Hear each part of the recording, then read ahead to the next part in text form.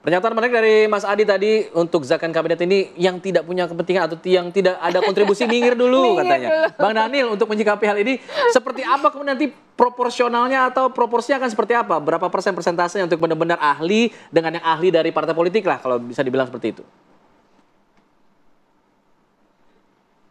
Itu kata kuncinya 100% ya.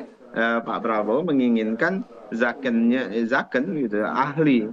Nah, pertanyaannya apakah ahlinya itu dari partai politik maupun luar partai politik itu bukan masalah. Kalau selama itu ada dari partai politik ya silahkan. Kalau tidak ada di partai politik tentu dari yang lain. Atau misalnya partai politik mengendorse ahli lain di luar partai politik mereka itu tidak ada masalah. Jadi prinsipnya Pak Prabowo ingin membentuk kabinetnya ini ya kabinet zakon tadi yang profesional di bidangnya masing-masing.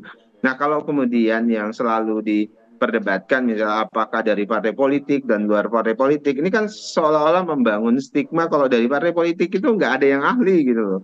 Jadi kalau yang ahli dan pintar itu di luar partai politik, orang-orang partai politik itu tidak pintar-pintar gitu. Itu yang menurut saya perspektif yang keliru. Kami yang ada di partai politik juga berasal dari kampus-kampus, kami tenaga pengajar, profesor dan segala macam itu banyak sekali di partai politik.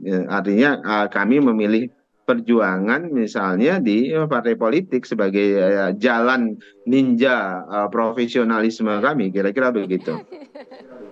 Baik, Mas Adi, masih kok dari partai politik, jadi juga tapi khususnya yang ahli tetap di-endorse. Ya, saya kira secara prinsip saya setuju ya bahwa harus diakui menteri siapapun termasuk menterinya Prabowo pastinya berasal dari partai politik, terutama elit-elit kunci. Cuman kan penempatan dan proporsionalitasnya kan harus sesuai dengan portofolio. Misalnya kalau ada ketua umum partai yang memiliki latar belakang tentara, jangan ngurus tanah dong. Artinya dia kalau nggak kumham ya misalnya dia ngurus pertahanan kan begitu.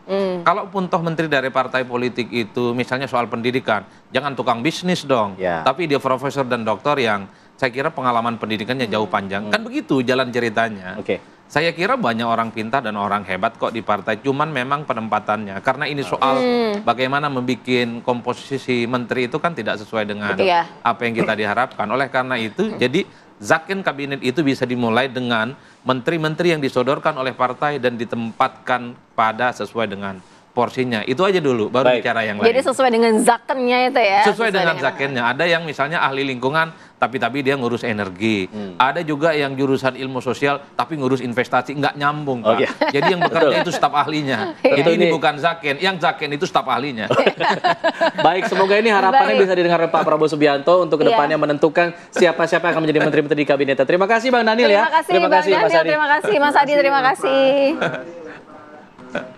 Ya, perbincangan tadi sekaligus menutup jumpa kita pemirsa di Apa Kabar Indonesia Pagi pada hari ini. Akhir kata kami undur diri, saya Alfa Tauhid. Saya Sira Safira, mewakili kru yang bertugas mengucapkan terima kasih. Sampai jumpa.